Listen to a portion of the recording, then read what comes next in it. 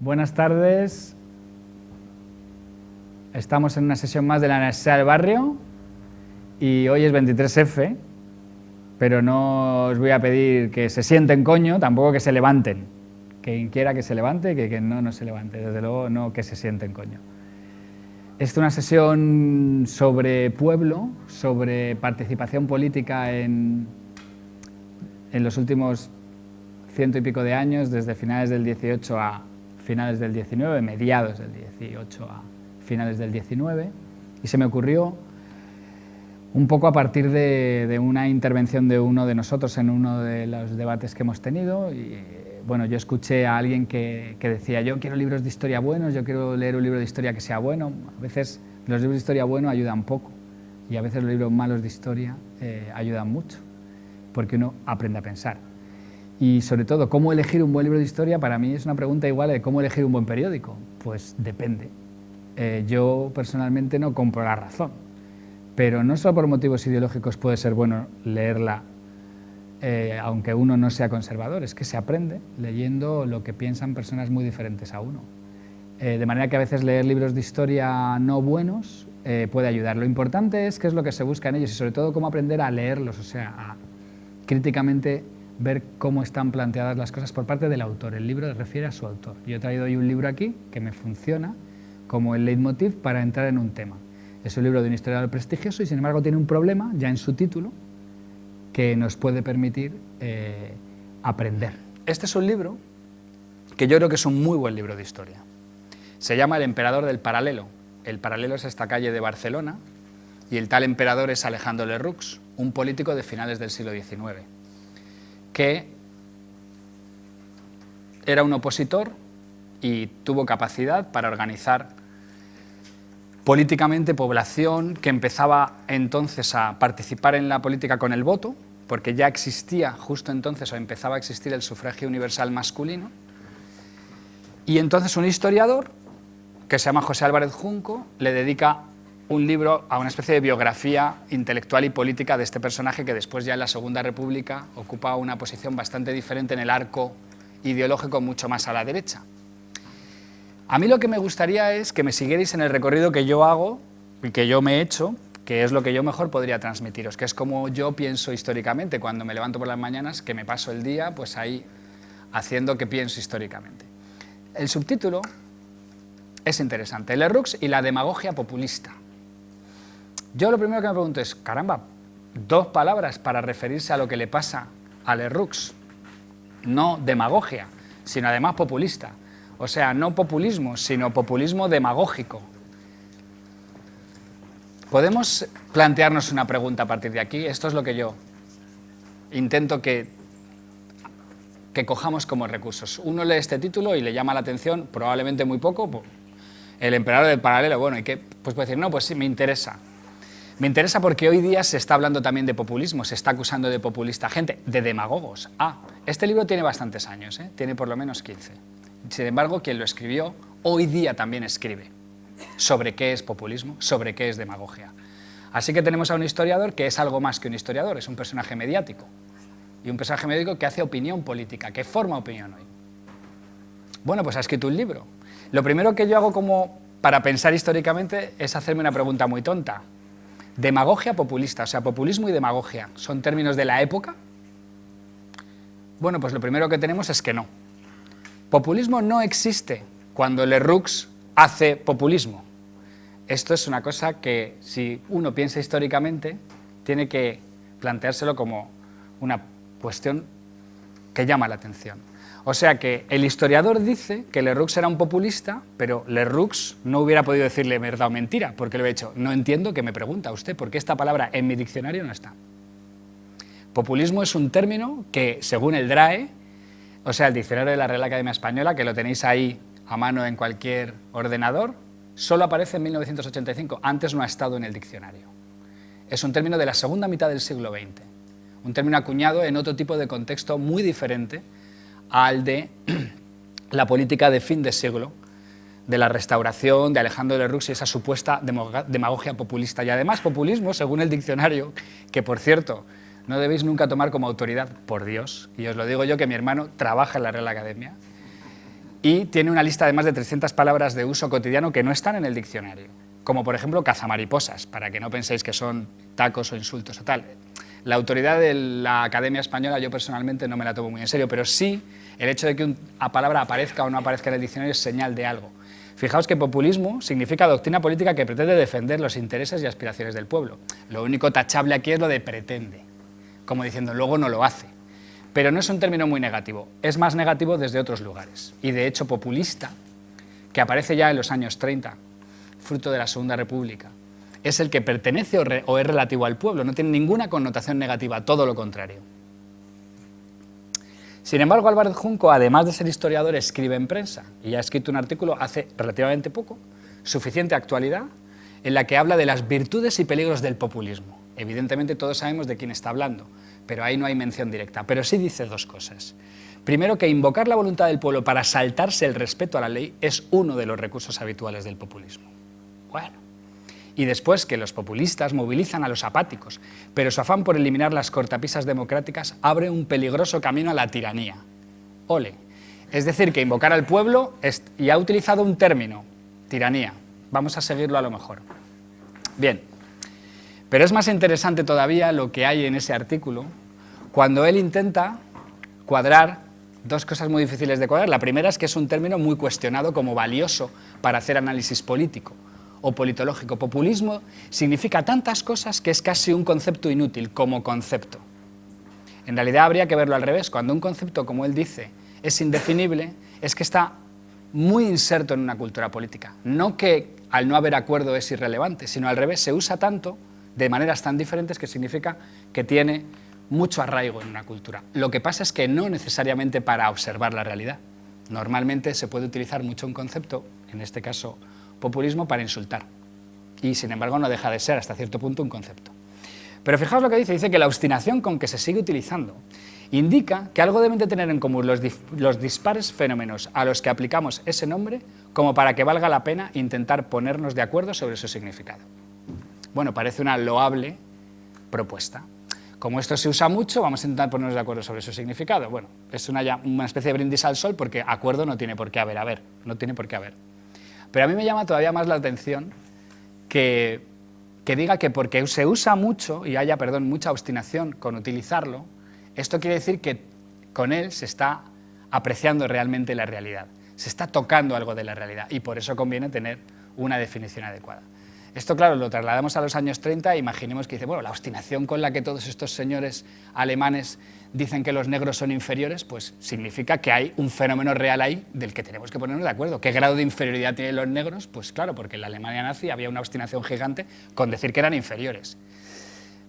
Esta es la operación típica del intelectual que no quiere reconocer que el problema está en otro lugar y es que la obstinación puede tener otro fundamento.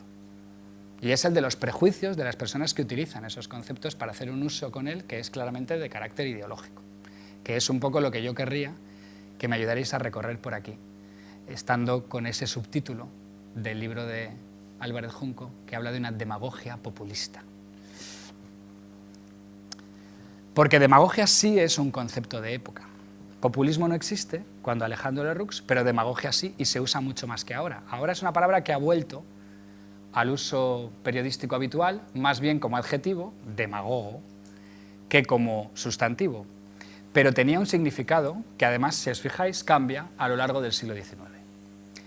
Durante más de 100 años, el DRAE recogió un significado, lo tenéis, por cierto, en una fuente que también os recomiendo, para el que le apetezca mirar un poco cómo han cambiado las palabras de significado, porque de ello a veces se sacan cosas, que es el NTLLE, el nuevo tesoro lexicográfico de la lengua española, que está en la misma página web que la RAE.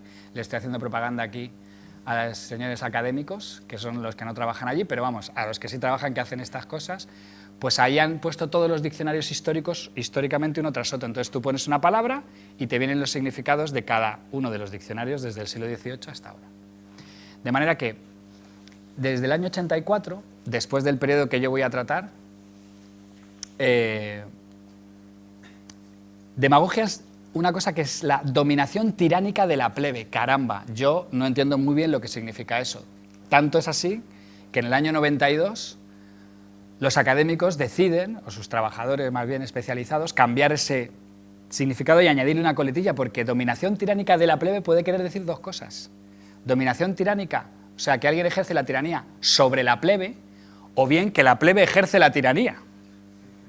Y esa ambigüedad es lo que define aquel tiempo, y no el nuestro.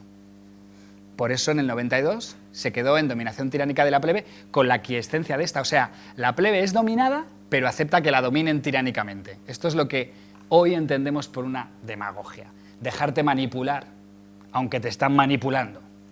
Bueno, pero hasta entonces, durante todo el 18 y el 19, demagogia significó, en cambio, dos cosas separadas que fueron convergiendo en esa única definición del 84. Por un lado, el predominio de la plebe y por otro, la ambición de dominar en una facción popular. O sea, por un lado, los que tratan de dominar y por otro lado, cuando la plebe predomina. Y con esto, bueno, yo ya tengo la base de lo que quiero plantearos como pregunta, que es mi única pregunta hoy. ¿Qué narices es la plebe? Porque aquí tenemos un uso de dos palabras que se ven mucho mejor si uno busca el término demagogo. Porque un demagogo, entonces, es un jefe, cabeza o caudillo de una facción popular, no plebeya, popular. Ya estamos usando el concepto de pueblo o el concepto de plebe indistintamente, hay una especie de ambigüedad, los lexicógrafos de entonces no se ponen de acuerdo. Además, es el que pertenece a una facción popular o sigue sus máximas. Y, a partir del 84, un demagogo también es un sectario de la demagogia. Me interesa también entonces buscar otras palabras en el mismo diccionario, como facción. ¿Qué significa entonces facción, no ahora? Pues es un bando, una pandilla, parcialidad o partido, normalmente de gente amotinada y rebelde. Así que aquí el pueblo es un pueblo amotinado y rebelde, entonces es por eso por lo que es plebe. ¿Quién es la plebe? ¿Hasta dónde llegan sus confines? ¿Dónde está la plebe? ¿Somos plebe? ¿El 15M es la plebe? ¿La movilización social posterior al 15M es la plebe o es el pueblo? ¿Estamos en el siglo XIX o estamos en el XXI? Yo quiero intentar que entendamos que estamos en el XXI, pero que los prejuicios contra la participación popular en política son muy viejos y que el libro de José Álvarez Junco es un ejemplo de cómo en el siglo XXI se siguen teniendo los mismos prejuicios acerca de la participación popular en política, solo que los contextos son muy diferentes y no se pueden simplemente trasladar los problemas de un lugar a otro. Hay que aprender mucho de que había otros problemas en otro periodo y también otras maneras de usar el lenguaje, que es lo que permitía a la gente poder darle la vuelta al significado de plebe, con una operación tan sencilla pero tan difícil como aparecer como pueblo.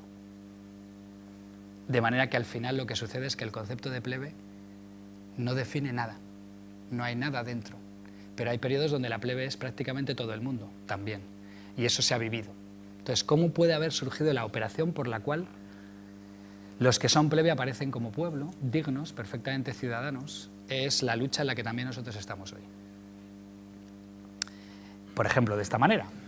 Obviamente, quiero decir que esto es una definición de un pequeño diccionario de la Fundación del Español Urgente. Me llama la atención esto, estando aquí Alberto San Juan y su teatro urgente, pues también tenemos el Español Urgente, que define un perro flauta pues como un hippie, aspecto desaliñado, en fin, da lo mismo. Esto fue la plebe del 15M. Bueno, después se hizo más, ¿no? O menos, porque nadie ya censura esta palabra. Bueno, muy rápidamente os paso una cronología, porque es que el tiempo importa. Entonces hay que saber unos cuantos fechitas, nada, saberlas no, pero bueno, no entran en el examen, o sea que no pasa nada. Pero aquí voy a hablar desde el motín de Esquilache, que es una cosa que la gente cree que tiene que ver con que a los españoles les impusieron un traje y se rebelaron, que es como decir, el 15M fue porque la gente le querían cortar la luz porque funcionaba mal Endesa y se rebeló. Y ese tipo de estereotipos los pueden heredar nuestros nietos y que digan, o sea que mi padre estuvo en esa tontería que se juntaron unos tíos en una puerta del sol un día y gritaron cochorradas cuando había unas elecciones municipales decentes, legales, que era lo que había que hacer, y quisieron protestar viviendo como vivían también. Puede terminar la cosa ahí. Nosotros hemos heredado del motín de Esquilache una imagen estúpida. Vamos a intentar darle un poquito también la vuelta. Pero después me interesa que sepáis que en 1812 hay una constitución en España, la primera de su historia, que después hay un reinado de Isabel II que coincide con la época del liberalismo, que es más o menos 1833-68, que hay dos constituciones dentro de ese periodo, una en el 37 y la otra en el 45, pero las dos reducen el derecho al voto a una minoría de propietarios bastante pequeña, que se consideran que son los únicos representantes de la virtud, los únicos que pueden tener plenos derechos políticos. El resto de la población es plebe, no es pueblo porque la soberanía es popular, pero no ejercen el poder directamente en forma de voto. Que en el 49 en España surge una cosa que se llama el Partido Demócrata, que es el primero que, digamos, escribe así en sus constituciones que aboga por el sufragio universal masculino. Que en el 54 hay un levantamiento urbano popular que viene en la ola o en el eco primero de intentar imponer el sufragio universal en España, pero fracasa. Y en el 68 hay otro que en cambio ya triunfa. De manera que en el 69, seguimos en el 19, está la primera constitución de la historia española que define el sufragio universal masculino, como uno de sus rasgos constitutivos, y que después, sin embargo, va a haber una marcha atrás y durante el periodo 75 hasta 1891 vuelve a no haber sufragio universal. Y que cuando llega 1891 llega dentro de un sistema político que ha instituido la corrupción política y el turno de dos partidos, de manera que haya sufragio universal masculino no es en ese momento para nada suficiente para las aspiraciones de participación popular de la gente. Y ya llegamos ahí, pues a la crisis de ese régimen del 23 al 31 del siglo XX y luego la Segunda República. Bueno, era solo porque tengamos un poquito de algunos... Ahora me interesa que nos vayamos al motín de Esquilache, este supuesto motín en el que por primera vez se acuña de carácter político un concepto como el de plebe. De manera que cuando el motín, que consiste en que durante 4 días la población de Madrid se autoorganiza políticamente, monta asambleas en la Puerta del Sol, por cierto, algunas de ellas, y termina nada menos que yendo a visitar al propio rey Carlos III, que huye de la ciudad a continuación, y el rey tiene que firmar una serie de acuerdos en los cuales, entre los cuales está pues, que caiga el valido, digamos, el marqués de Esquilache, que es el hombre fuerte de la corte, y toda una serie de medidas que tienen que ver sobre todo con el abastecimiento del grano en la ciudad y por lo tanto con el precio del pan, pero también con una activación política que la ciudad tiene de reclamar al rey que ellos existen, ¿no? Sin embargo, cuando tiene lugar el final de la revuelta, que es muy pacífica, en fin, hay unos cuantos muertos, soldados del ejército privado de Carlos III, pero en principio la población deja las plazas y se recupera la normalidad. Entonces las instituciones, el ayuntamiento, los gremios que representan al trabajo pero organizados, la nobleza que no se reunía desde hacía 300 años y organizan de repente un conciliábulo, y todos ellos hacen un documento y un acto público solemne, con procesión, etcétera, en el que ellos abjuran de lo que ha sucedido, porque lo que ha hecho el pueblo de Madrid no lo ha hecho el pueblo, lo ha hecho la plebe, y no ha hecho algo que se debe hacer. Entonces ahí se dicen algunas cosas que me gustaría leeros muy rápidamente, ¿no? Como que el tumultuoso, detestable exceso de una plebe, de quien, por no esperarse semejante indiscreto desorden, nadie pudo precaverse. Es decir, que aquí pasó algo que nadie esperaba, pero no tenía ninguna legitimidad. Y la nobleza, la villa y gremios de Madrid no consienten que se llame representación lo que hizo ese vulgo, sinónimo de plebe, que ni la piedad de vuestra majestad distinga tan ínfima clase de gentes, ni que la piedad, perdón, de vuestra majestad distinga tan ínfima clase de gentes, considerándolas como cuerpo cuando se componía de lo vago, mendigo y advenedizo más despreciable, el perroflauta. Está allí, además de hecho mucho más definido que hoy. Es una categoría social de lo excluido. Resulta que eso es los vagos, no puede ser el pueblo de Madrid. Y además no es compatible, en el caso de los 5 gremios mayores, con la fidelidad de los gremios, conformarse con los desórdenes populares de una colecticia porción de malentretenidos y desechos forasteros, usurpándose representación que no le es aplicable. Esto de forastero, esta frase la he cogido porque, si recordáis lo que pasó en Burgos hace unos años, también ahí resulta que el levantamiento de un barrio había sido un problema básicamente de gente fuera, porque no podemos ser el sano cuerpo de ciudadanos de la ciudad. Lo que me interesa, para que luego no os sintáis mal cuando en la televisión salimos insultados los ciudadanos cuando nos movilizamos, es que en el siglo XVIII las gastaban finitas. Esto es lo que el dictamen de los fiscales que contrata el Ayuntamiento de Madrid y los 5 gremios dicen sobre el motín de Esquilache. La revuelta ha sido nula, ilícita, insólita, defectuosa, oscura, violenta, de pernicioso ejemplo, obstinada, ilegal e irreverente. ¿Vale? Caben pocas cosas más. Podéis echarle un ojo a lo que se dice. En realidad lo que se está viendo a decir es que ese cuerpo no pudo ser cuerpo por no tener cabeza. Eso es una masa informe que no representa a nada, que ha hecho algo inusual, porque el pueblo de Madrid está representado en sus representantes, que son los alcaldes de la ciudad, llamaríamos hoy entonces los regidores, y si no en sus representantes gremiales, que son los 5 gremios.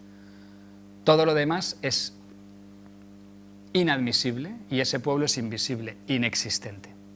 Esto es 1766, bueno, supuestamente tiene que ver con que el Esquilache quiere poner a la población un traje, por cierto llamado militar, no por casualidad, y toda una obsesión en el siglo XVIII muy fuerte, con que los reyes en sus guerras internacionales están obligando a la gente a convertirse en una especie de soldados al servicio de un poder arbitrario completamente, que es el de los reyes y sus peleas intestinas. Bueno, trasladándolo a la modernidad, yo creo que encontraríamos un montón de paralelismos con el presente también, pero dentro de las diferencias. Bien. Después llega una cosa como la Revolución Francesa, que irrumpe en ese escenario post-levantamiento en Madrid en 1766, unos cuantos años después, evidentemente, y aquí aparece otra figura que es clave para entender por qué se habla después de demagogia populista, porque demagogia populista es el poder de la plebe, pero sobre todo es el de alguien que se aprovecha de ella para sus propios fines. Y aquí tenemos a un buen conservador inglés escribiendo sobre la Revolución en Francia, que nos explica muy bien de dónde vienen estos revolucionarios franceses tan peligrosos. Y es que son hombres de letras con ambiciones políticas. Vamos, alguien podría decir, han estudiado en una facultad de la universidad y después les ha interesado la política. ¿Sí? Que cuando actúan unidos y en una misma dirección tienen una gran influencia en la conciencia pública, al igual que los propagadores de toda novedad. Estos, en concreto, profesaron sentir un gran celo por las clases pobres y bajas, al tiempo que con sus sátiras presentaban de manera odiosa, recurriendo a exageraciones de todo tipo, los defectos de la corte, de la nobleza y del clero. Se convirtieron en una suerte de demagogos. Aquí tenemos una acuñación ya moderna del concepto de demagogia que después nos acompaña y que todavía está hoy. Es la misma gente, dicho por determinada gente. Esto es la opinión de uno de los mejores pensadores reaccionarios, bueno, interesante filósofo político, pero evidentemente con sus pies de barro. El primero, que es que él no podía ni ver a esta gente, ¿no? Básicamente. Las cosas cambian y ya estamos en el 19 español, y entonces tenemos una idea que es la que nosotros hemos heredado de la democracia posfranquista, la de que cuando el pueblo está bien representado en sus instituciones, en realidad da igual que vote o que no vote.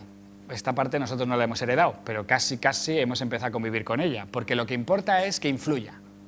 Y en realidad con que haya unos buenos representantes que sean sensibles a la opinión pública, en realidad las instituciones funcionan virtuosamente. Esto es un recorrido típico del siglo XIX español, todavía más que hoy, porque entonces no tienen derecho al voto la mayor parte de la población. Y sin embargo hay tiempos en los que las instituciones son estables. No mucho en el caso de España, pero sí en otros lugares. En el caso de España también ha habido años, aquí y allá, unos cuantos, a lo largo de mediados del XIX, en los que ha habido mucha estabilidad institucional, porque en realidad un pensador político como Joaquín María López, que se sitúa muy a la izquierda en el arco político del liberalismo español, asume que lo fundamental es no temer las operaciones populares, siempre que éstas se queden en influir sobre la opinión. Y una vez que la opinión reina, en realidad esa es la que reina. Los representantes políticos solo tienen que representar esa opinión, pero la participación política no tiene que ir más lejos, la población no tiene por qué participar en política más. El problema que hereda el 19, que vive muy duramente el 19 en realidad, y que hoy en realidad vivimos pero no nos damos tanta cuenta porque no utilizamos este lenguaje, y entonces se vive con más, digamos, claridad, es que hay una indefinición total acerca de dónde termina el pueblo y dónde empieza la plebe. ¿Quién es el pueblo? ¿Quién es la plebe? ¿El pueblo son los que votan? ¿Solo los que votan? Pues entonces, ¿qué pueblo más pequeño? Muy poca soberanía puede haber ahí, si popular es solamente lo de quienes tienen derechos políticos. Y si todo lo demás es plebe, vivimos en un mundo realmente muy plebeyo. La prueba la tenemos en el diccionario, nuevamente. Si vais a definiciones de entonces, pues encontráis que popular es lo que es del pueblo o de la plebe. Ah, o sea, de las dos, pero ¿son lo mismo entonces? Bien, pues vais viendo, ¿no? La única palabra que goza de consenso claro es plebe ínfima o ínfima plebe, que es lo que se usa en la época. Para decir lo bajo, bajo, estamos hablando de la ínfima plebe, que es el populacho, que es sinónimo de vulgo, de chusma, de canalla, de multitud. En fin, os he puesto aquí unos adjetivos típicos de cómo la gente en el diario de sesiones de Cortes utiliza, cuando se refiere a la plebe, pues irrefrenable, incansable, insaciable, violenta, odiosa, inculta. Hay dos arquetipos fundamentales de este periodo que son sólidos. Para ser un ciudadano de pleno derecho hay que tener dos atributos. Uno es propiedad, porque la propiedad en sí misma no, pero digamos a través de su expresión, que es la capacidad de tener autonomía material, se puede tener entonces autonomía moral y por lo tanto autonomía intelectual, y uno puede entonces anteponer los intereses de la sociedad a los propios. De lo contrario, uno está pegado negativamente a la dependencia material, a partir de ahí una dependencia moral y una dependencia intelectual incluso, aunque a veces eso se mide de otra manera, porque en España no es que lo material se considere que explica lo moral, sino más bien al revés por el peso del catolicismo. Pero el problema sigue siendo el mismo. Si no se tiene propiedad suficiente, no se debe poder ejercer el voto. Y lo segundo es educación. Y educación nosotros tenemos una visión también diferente de la que se tiene entonces, porque entonces tiene una componente moral mucho más profunda que la que tenemos hoy, que la vivimos mucho más en términos, digamos, técnico, especializados. Educación es haber ido al colegio y saber leer y escribir y una serie de cosas. Entonces es algo más. Pero esto es lo que hace que se excluya al 90 y tantos % de la población, pero no solo, como vamos a ver. Porque de hecho, quiero contaros así muy rápidamente, primero, cómo es que en realidad el pueblo se va convirtiendo en plebe a lo largo del tiempo, aunque hay caminos de vuelta. Fijaos que estos son unos textos de la Guerra de Independencia, los primeros, y uno de ellos, hablando del Madrid que se defiende, dice: la heroica plebe de Madrid, reina de todos los pueblos. Pues ya estamos, o sea, la plebe, el pueblo, quienes somos una cosa, somos la otra. De hecho, hay un diputado que dice: este pueblo bajo, esta plebe, esta canalla es la que libertará a España. O sea, que ese plebe en realidad es un agente colectivo y moral. Sin embargo, España tiene un problema que vamos a ver después mejor, ¿vale? Un problema de su percepción de sí misma, la cultura, que hace que se relacione muy negativamente a los estratos bajos de la sociedad con un tipo de población que no puede ser ciudadana bajo ningún concepto. Y eso está muy bien explicitado cuando surge un conflicto como la guerra carlista en la década de los años 30. Aquí hay una frase de un diputado que lo refleja muy bien. En nuestros enemigos, los carlistas, apenas se encuentran otras personas que de la plebe, mientras que nosotros contamos con toda la parte culta de la nación, con la generalidad del comercio, de los propietarios y de la parte ilustrada. Hay una percepción muy clara, ideológicamente muy definida, por la cual en España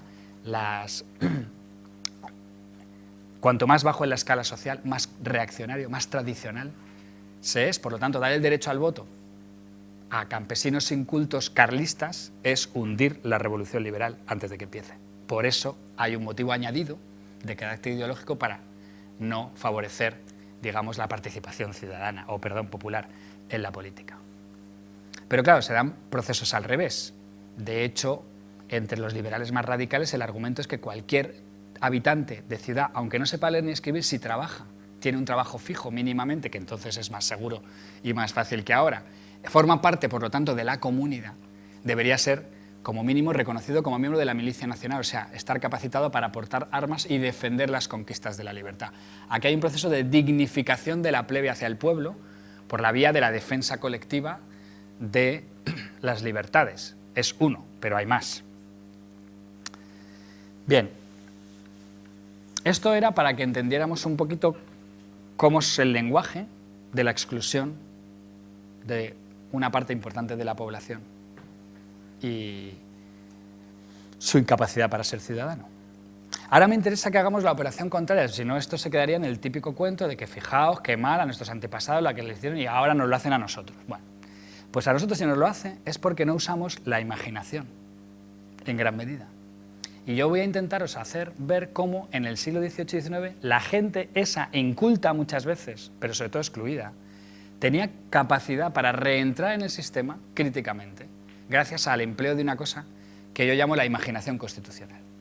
Porque así como yo creo que todos nosotros y todos los que hemos vivido los últimos años en España Sabemos que hay algo en la Constitución española que no está bien porque no lo hemos parado de oír y no sabemos ni qué es, pero si nos preguntan, decimos, yo no soy experto, ¿pero usted cambiará la Constitución? Pues yo supongo que sí. Por ejemplo, que dejaran votar si monarquía o república. Bueno, eso es utilizar la imaginación constitucional. Todos tenemos una imaginación constitucional, aunque no seamos expertos. Y esto en el siglo XIX, perdonad, la gente lo tenía mucho más a flor de piel, por suerte para ellos. En fin, os he puesto aquí una chorradita sobre el motín de Esquilache para que veáis que la imaginación constitucional es parte de una imaginación política, y la imaginación política puede tener elementos muy, pues aparentemente poco profundos analíticamente, pero en cambio estar tocando problemas de fondo. Estos son los famosos madrileños que se levantan contra Esquilache y de los que se dice que son una panda de tradicionalistas que lo que quieren es mantener sus costumbres tradicionales, son un pueblo muy reaccionario, el pueblo español, hasta que llega la Revolución Francesa. Aquí los españoles estamos viviendo pues como en un periodo como de la contrarreforma, lleno de eso, del peso de viejas instituciones, la iglesia tal, y hombre, pues cuando uno lee las coplitas de la época descubre que hay algo más en juego. Si leéis esta veréis que esta gente piensa que hay problemas políticos en el país, gente que se está enriqueciendo, bueno, cosas que también nos suenan a nosotros y que alguien puede decir, pues los españoles del siglo XXI se la metieron doblada a todos y bueno, sé que hicieron también algunas bromitas con Bankia y tal, pero en serio no parece que se tomaron muchas cosas, ¿no? Y a lo mejor nos podemos sentir un poquito más cómodos viendo que allí hacían poemas y nosotros también intentamos hacer poemas y hacer temas musicales.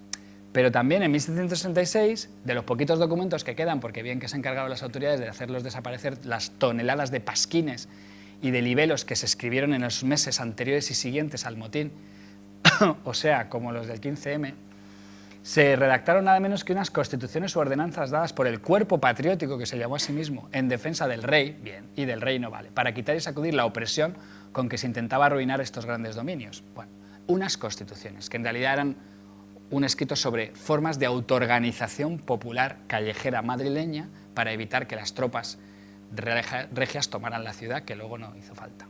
O sea, mantener la ciudad entera, una ciudad que es capital y corte, que tiene entonces aproximadamente 250.000 habitantes mínimo, con un autogobierno aunque durara solamente 4 días.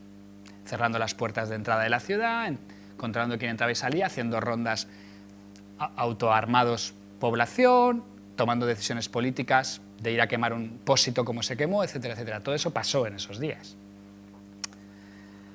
Pero lo que me interesa es que entendamos los recursos intelectuales que tenía la gente entonces, fuera culta o inculta, repito, tuviera propiedad o no, tuviera derechos o no. Y son muy sencillos. Arrancan de una tradición muy vieja, que es la de la anakuklosis politeion, que es como insultar a alguien, pero no en griego. Los ciclos de la Constitución. De la cultura antigua se pensaba que el mundo estaba condenado a hacer así. Se iba de un sitio siempre a otro para volver. Entonces se pasaba por varios puntos. De la monarquía se pasa a la aristocracia y de ella a la democracia y vuelta a la monarquía, ¿vale? Pero hay fases degenerativas. La tiranía es la degeneración de la monarquía, que es sustituida por una aristocracia que degenera en oligarquía, que a su vez es transformada en una democracia, que degenera en una oclocracia, que es como se usaba en griego, o hoy diríamos demagogia, y de ahí se tiene que volver a pasar otra vez a la monarquía. Entonces lo que me interesa es que entendamos es que después de 300 años desde el Renacimiento, en que esto se recupera del mundo antiguo en personajes del humanismo clásico, pues como Maquiavelo, que escriben utilizando esto para pensar, y si se puede de alguna vez salir de ahí, se termina llegando a la idea de que aunque no se salga de ahí, en realidad estas 3 fases representan principios, y que con esos 3 principios uno puede pensar cualquier constitución de cualquier país. La monarquía representa la unidad, la aristocracia la calidad y la democracia la cantidad. Y que con esos 3 elementos se puede pensar la Constitución. De hecho, se argumenta que una Constitución, el ejemplo inglés desde 1668 lo presenta para toda Europa, se puede tener una monarquía que tenga los 3 elementos bien equilibrados entre sí, que es lo que se considera que es la Inglaterra hanoveriana del 18. Y a eso se le llama la Constitución mixta, que mezcle los 3 elementos, que no se pase de una fase a otra. Y a partir de ahí, después de la Revolución Francesa, lo que tiene lugar ya es la aparición de un imaginario del tiempo totalmente diferente del nuestro, el moderno, que ve la lógica histórica de manera lineal y no cíclica, y que se camina siempre hacia un futuro mejor o peor, pero en línea recta. Y a partir de ahí entonces, el pensamiento posrevolucionario, el pensar constitucional posrevolucionario, argumenta que cada país tiene una constitución particular que mezcla estos 3 elementos de alguna manera. Bien, pues a partir de aquí Los liberales españoles tienen una obsesión, me refiero a los que sí votan, a los que son, hoy llamaríamos la casta. Pues la casta del siglo XIX, para entendernos mal, porque ellos no se ven necesariamente como casta, aunque hay épocas en las que son llamados casta y cosas peores, consideran que España tiene un problema como constitución mixta, y es que su aristocracia, fijaos qué cosa más curiosa vista desde nuestra perspectiva de hoy, ha entrado en decadencia mucho tiempo atrás, lleva 300 años desapareciendo poco a poco. Y de su expresión mayor, primera, fue la derrota de los comuneros de Castilla, pero después la última ha sido la guerra de independencia, donde ha sido el pueblo el que ha salvado a la nación, y la aristocracia no ha hecho nada. Es la expresión final de que se ha vuelto inútil históricamente y está en periodo de degeneración total. Pero esto trae un problema gigante para estos señores más o menos liberales estándar, y es que entonces España tiene una constitución que es una monarquía democrática. O sea, fijaos, ellos piensan, 1834, que todavía hay una constitución y no vota casi nadie, que España es demasiado democrática, porque está en su constitución el peso de la cantidad, y de una cantidad muy reaccionaria, esa población canalla, plebeya y conservadora, que es peligrosísima porque puede producir un tipo de despotismo contrario a las libertades totalmente, que es lo que ha sido el absolutismo y lo que los carlistas representan. Entonces, para instaurar el régimen de libertades, hay que crear una aristocracia que no existe en España. Y todos los proyectos constitucionales de esa época son el intento de constituir una aristocracia legítima, como se utiliza entonces la palabra, que sea la de los representantes sanos del país. La clase media, la gente con dinero pero con virtud. De hecho, luego se crea un Senado en 1845 y meten ahí al clero y a la vieja nobleza y dicen, no, bueno, es que lo único que tenemos como aristocracia son los viejos títulos nobiliarios. Pues hay que darle un acomodo político, porque si no es que no tenemos más que una monarquía democrática. Y claro, visto así, fijaos la paradoja, en fin, la paradoja que ya no es tan paradoja, y esto nos lleva al siglo XXI. En aquel tiempo, entonces se piensa que España tiene un problema muy gordo, y es que hay riesgos de demagogia permanentes, recurrentes, gigantescos, tanto que en realidad en esa cultura política hablar de democracia es hablar de demagogia. Abogar por el sufragio universal es abogar por el desorden, por el caos, por la anarquía, por la destrucción de las instituciones. No hay que dar la participación, a ser posible, a nadie. Sin embargo, el lenguaje se distribuye y la gente piensa y actúa con él y empieza a producir su propio discurso. Y, por ejemplo, una primera palabra que cambia de significado es facción, que ya habíais visto antes, si os recordáis, que era como se acusaba, ¿no?, a los demagogos, los que dominan una facción popular. Bueno, pues cuando en España se hace eco de la Revolución Francesa de 1830, que trae libertades políticas y tal, hay un debate constitucional en el que unos acusan de que los que han traído todo eso son una facción, y otro dice, bueno, es la facción de los sanos del país, así que es una facción positiva. Esto no es la facción demagógica, precisamente. Esto es, en fin, mi intento de que veamos que en toda época hay luchas por cambiar el significado de las palabras, que no nos damos ni cuenta de que tienen lugar, pero es el intento de apropiarnos de palabras que están dadas con un significado y uno no se siente cómodo con ellas, a uno no le gusta que le insulten. De hecho, fijaos, ya en 1849, uno de los primeros speeches del Partido Demócrata es una defensa de los demagogos. Vamos a ver, un demagogo es un orador. O sea, cualquier persona que le habla al pueblo es un demagogo, pues puestos así, todos somos demagogos. Los que estamos en esta sala, dice él, lo hemos sido en algún momento hemos arengado a un pueblo a que vote o a que haga algo.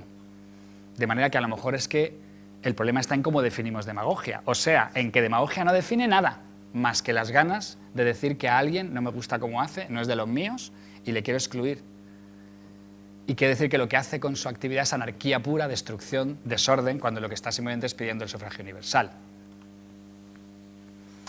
En fin, os pongo aquí otro ejemplito, si le podéis leerlo vosotros, porque es un poco largo, de cómo en 1854 todavía un diputado dice con claridad que el problema en España es que hay un grupo social bajo, hay una población inculta y sin propiedad que es plebe, y plebe significa que son la marca de la reacción.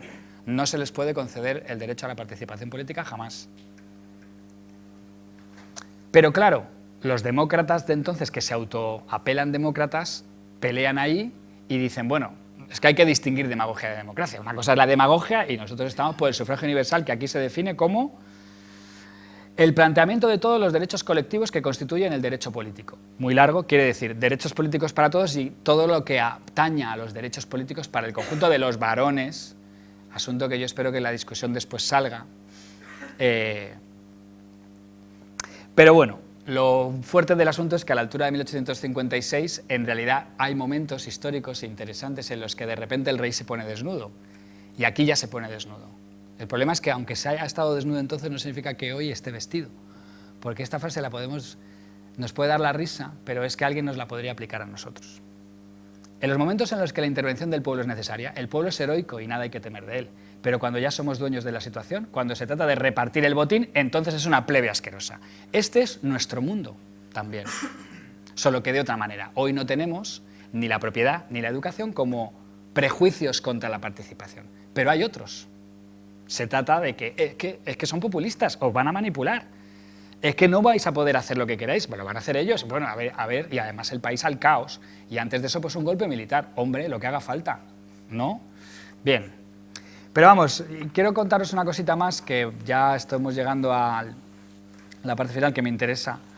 Y es que, ya aquí estamos en un ámbito cultural, entendáis que en realidad una parte fundamental del debate por el que se gana siempre en contra de la participación popular, no está en la política ni en el debate político, está en las artes y en su expresión, está en la estética de la época. Y en el XIX esto es tan marcado como hoy, aunque hoy no lo queramos ver. Juan Valera es un político de entonces que escribe unos textos interesantísimos sobre lo vulgar en el arte, que en realidad son auténticas piezas de pensamiento político, diciendo: en un país en el que la nobleza es vulgar, cuidado, que nadie piense, y sé que lo habéis hecho todos, que plebes son los de abajo. En la España del XIX, plebe pueden ser los de arriba, porque pueden ser vulgares, vulgo, al fin y al cabo. La nobleza española no tiene buenas maneras, pero hay otra gente que tampoco, que no es la nobleza, obviamente. Lo fundamental es que los grandes poetas que ha habido en el mundo no se han rebajado hasta el vulgo, sino que han elevado al pueblo hacia sí. Y esa es la gran pelea de la segunda mitad del XIX español. O sea, el que hace lo primero es el demagogo, el que se rebaja a donde está el vulgo, le satisface sus bajas pasiones. Lo que hacen los líderes políticos de ahora, de los nuevos partidos emergentes, que es decirle a la gente lo que luego no le van a dar, y en cambio el verdadero representante es el que eleva al pueblo en catadura moral, intelectual, y al final le da las políticas que realmente necesita el pueblo. Pero fijaos que aquí se demuestra que en realidad todo ese orden se fundaba en una ambigüedad gigantesca. ¿Qué narices es el pueblo? ¿Qué narices es la plebe? Al final no está tan claro. Si yo hago algo que es elevar la calidad de moral e intelectual de gente sin derecho al voto, tendré que al final darles el derecho al voto. Y ahí empiezan los problemas. ¿En qué momento se puede decir? Pues yo creo que ya la plebe española está en condiciones de ser pueblo, o sea, de ser ciudadano. Porque es que eso sucede. Ha sucedido en el pasado, nos está sucediendo a lo mejor a nosotros también hoy de otra manera. Hay momentos, hay circunstancias bajo las cuales la plebe ya no es solo el pueblo, la plebe, sino que son los ciudadanos. En España eso tiene lugar en el 68 con el derrocamiento de una monarquía, nada menos. Y os he cogido aquí unas poquitas frases de cosas que se dicen en los primeros días de en los pasquines y las declaraciones públicas por escrito que hacen las coaliciones de militares y civiles que toman el poder, ¿no? Y yo creo que algunas pues nos suenan. Esta de que aspiramos a que las Cortes Constituyentes acuerden cuando conduzca el restablecimiento de la verdadera Constitución en vez de monarquía constitucional o monarquía constitucional. La idea de que el pueblo es dueño completo de sus determinaciones. De manera que la plebe, cuando se comporta como ciudadano, o sea, cuando tiene la posibilidad de ejercer políticamente, se comporta como ciudadano. Se le puede ver en sus actos, ¿no? Una de las cosas más interesantes que pasa en este levantamiento es que es muy pacífico. Y eso da lugar a toda una retórica sobre que, bueno, ¿no decíais que cuando el pueblo participa en política lo que hay es caos y desorden? Pues aquí lo que tenemos es todo lo contrario. En fin, entre ellos se incluyen, por supuesto, los trabajadores, ¿no? Que ya aparecen como una posible representación a su vez del pueblo, que esta sí que es de carácter sociológico, pero que es la que no me interesa hoy. subrayaros. Me interesaba subrayaros sobre todo que detrás de la plebe no hay nada, necesariamente. Que no es una categoría sólida de las ciencias sociales, porque plebe es otra cosa. Plebe es quien habla de. O sea, plebe es el prejuicio expresado de alguien que no le gusta la gente, que no lleva chaqueta y corbata y tiene esa buena pinta que esperamos de los políticos o de los ciudadanos.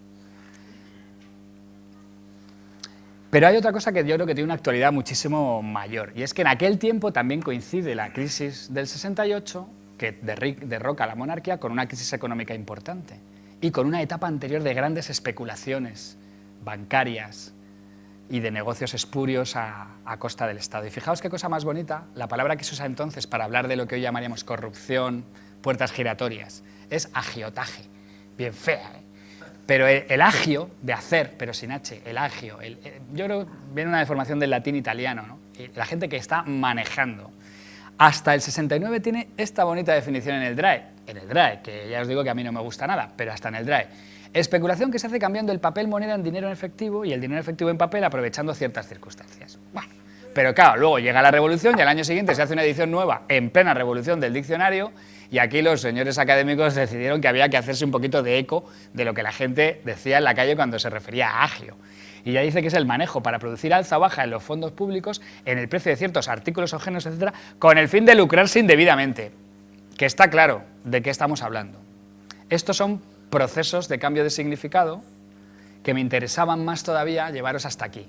Ya en pleno sexenio, de repente hay un día de las Cortes en las que se monta una manifestación popular a las puertas del Congreso de los Diputados, aquí cerca, y sale nada menos que el general Prim, un señor de los prohombres de la revolución, pero en realidad un tipo muy moderado en ese contexto, y dice, está habiendo un motín, ahí fuera hay un motín. Y sale Emilio Castelar, sale fuera, se pone a mirar aquello y dice, bueno, lo que Prim calificó de motín es simplemente una manifestación de mujeres, obreros y estudiantes en que pedíamos a grito pelado y con la espontaneidad alarmante de los pocos años la abolición de las quintas, una cosa de la que nuestro invitado de hoy, que os voy a presentar al terminar yo, os va a contar.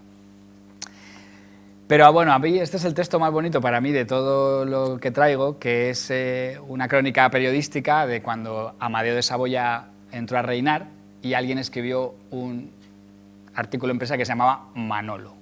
Y dice, a su majestad, Amadeo de Saboya, las gentes han dado en llamarle por su nombre de pila, y con tan admirable e inusitada franqueza, que no parece sino que el rey ha sido condiscípulo de todos los españoles. Es gran fortuna suya no llamarse Manuel, como su señor padre, porque este era hijo de Vittorio Emanuele, italiano, ¿no? Pues entonces parécenos indudable que se le había de conocer por Manolo en toda la península. Esto es la democratización del lenguaje, cuando el rey es un ciudadano más, de verdad, y le llaman Amadeo, y punto.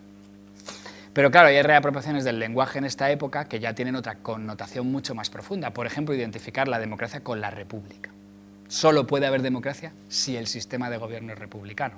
Y esto abre las puertas pues, a la experiencia republicana que tuvo lugar en aquel tiempo. Y que da lugar, por lo tanto, a la aparición de nuevas palabras y de nuevos usos que hasta entonces no existían. Uno de ellos es nada menos que un significado positivo de la palabra anarquía, como sinónimo de democracia. Solo desde el libre ejercicio total de los derechos individuales, que eso se identifica entonces con la anarquía, la ausencia de poderes por encima de ningún individuo, podemos hablar entonces de democracia. Bueno, terminamos, sin embargo, con una referencia a cómo esto tiene su punto de inflexión también. No todas las luchas consiguen conquistas que permanecen y es muy difícil sostener muchas conquistas históricas de los ciudadanos y hay muchas marchas atrás. También es algo que nosotros podemos vivir. Eso significará que nos están llamando plebe, nuevamente. Pero hay que tener en cuenta que eso pasa a veces en la gente que está a nuestro lado. También un ejemplo lo tenemos en un prohombre republicano de esta época, que fue presidente de la Primera República y que tiene un monumento aquí en Madrid al que Franco hizo quitar las palabras igualdad, fraternidad y libertad y no quitó el monumento porque tenía demasiado prestigio el personaje entre sus propias filas como un gran orador, pero no por sus ideas. Pero nada menos que Emilio Castelar en el año 73, en plena República, cuando la República hace cosas que él ya no está de acuerdo y deja de ser presidente, él dice que antes que a la libertad, que a la República, que a la Federación, antes que a la democracia, pertenezco a mi idolatrada España. Y esto es una cosa que hoy nos podría parecer que vendría de un lugar diferente al de este señor. Esto quiere decir que mucho cuidado con las personas con las que compartimos política, porque también a ellos hay que decirles a veces que se equivocan. Esto es una equivocación como la copa de un pino, que tuvo además consecuencias gigantescas.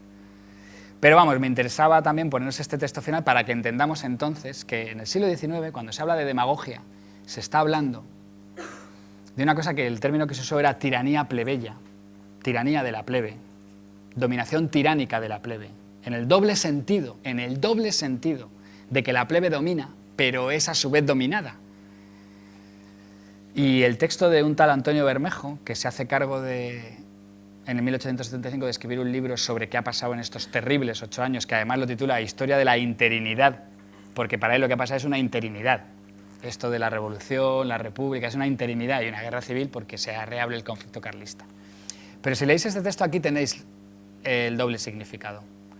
La muchedumbre no mandó por sí, ni siquiera cuando se figuró que lo hacía, sino que obró siguiendo a sus tribunos, los cuales fueron a la par sus lisonjeros y sus dominadores. Pero no se pudo lisonjearlas sino satisfaciendo sus pasiones, malas casi todas como las del vulgo, que de necesidad es ignorante. Sucedió, pues, que aquellos que la dominaron tuvieron que contentarla dándole gusto en sus preocupaciones y cumpliendo en lo posible sus deseos. Esto es el ciclo que se ha contado varias veces en la historia contemporánea española y que los textos, como el que os he puesto de Álvarez Junco, del País, recupera una vez más. Los demagogos a los que hoy se llama demagogos, las personas a las que hoy se acusa de demagogia, se las acusa desde un prejuicio, que es el prejuicio de que están ahí para manipular a una plebe, vulgo, que se va a dejar manipular cuando esa misma gente es capaz de decir sobre ellos en otros momentos que son los grandes ciudadanos que hacen el país posible y que son esas personas dignas que hacen la gran fiesta de la democracia cuando van a votar cada 4 años. ¿En qué quedamos? Bueno, pues esta primera parte termina aquí y ahora un compañero de la Universidad de Burgos que se llama Sergio Sánchez Collantes nos va a hablar desde imágenes de cuando esa plebe a la que se señala como tal de repente es un objeto que, como diría un buen teórico social, objeta, o sea, explota. ¿Vale? Vamos a hacer un pequeño cambio de roles. Buenas tardes. Yo, cuando Pablo me propuso participar en esta sesión, bueno, habíamos hablado, yo trabajé sobre todo el republicanismo en el siglo XIX y también el tema de la sátira y la caricatura política, que es muy interesante y además muy agradable a la hora de exponer, porque permite pues, hacer un poco... En realidad se complementa muy bien lo que expuso Pablo, porque si él hablaba un poco del lenguaje verbal, esto no deja de ser también otra forma del lenguaje, ¿no? Que es el lenguaje visual y que además llegaba a muchas capas de la población de mejor manera, ¿no? Todos sabemos, por ejemplo, la función que cumplían determinadas pinturas en las iglesias medievales, por ejemplo, para ilustrar al pueblo analfabeto, enseñarles, bueno, pues transmitir mensajes icónicos, ¿no? A través de la imagen. Entonces, el tema que abordó Pablo, yo me voy a centrar en 2 aspectos que eran las quintas y los consumos. Eran 2 penalidades que a lo largo del siglo XIX padecieron amplios sectores de la población, de los sectores populares, de muy diversa procedencia. O sea, lo mismo campesinos, jornaleros del campo, artesanos de las ciudades o trabajadores en el sentido de trabajador asalariado de las fábricas, es decir, ese concepto difuso de plebe del que hablaba Pablo, que en realidad comprende a colectivos muy diferentes, pero todos ellos padecían estas 2 cargas de las que voy a hablar hoy. Y creo que conectan muy bien con el título de la sesión, Desprecio y miedo al pueblo. El desprecio, si lo interpretamos no solo como desdén, sino también como falta de aprecio, falta de empatía o de sensibilidad hacia situaciones de desigualdad o de injusticias sangrantes, padecidas por sectores populares y además ante los cuales no se adoptan las medidas que podrían contribuir a paliar esas situaciones, sino que bueno, se deja estar, digamos. En ese sentido, el desprecio, las quintas y los consumos eran una forma de despreciar a la plebe. Lo vamos a ver ahora con algunos ejemplos. Y el miedo, desde luego, aflora cuando esa plebe, cuando ese pueblo irrumpe en los espacios públicos, toma las calles, sobre todo cuando lo hacen de forma, digamos, tumultuosa, violenta, protagonizando motines.